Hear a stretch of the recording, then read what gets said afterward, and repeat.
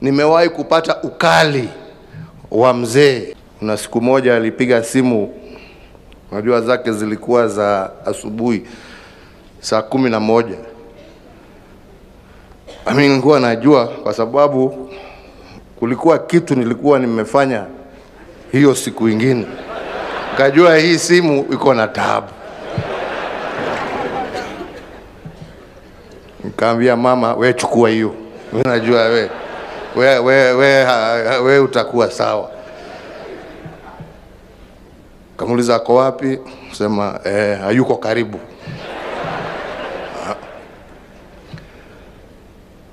Baada ya dakika nyingine 5 simu ikalia tena. Mama akaniambia hiyo mimi sichukui. Acha.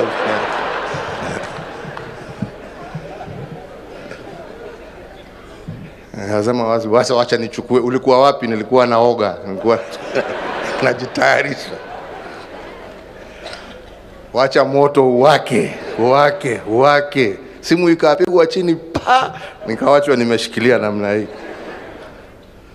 Kapigwa tena mara ya 3. Baada ya dakika 10 tu, hiyo dakika 10. Mzee ni sore, nimesema ni sore, nataka ufike hapa. Alikuwa hapa Nakuru. Ufike hapa na uwe hapa mbele ya saa 1 kuisha. Sasa nasema jameni. Lakini mimi nikajua mjinga peke yake ndio anajipeleka kwa moto. Nikaweka simu chini.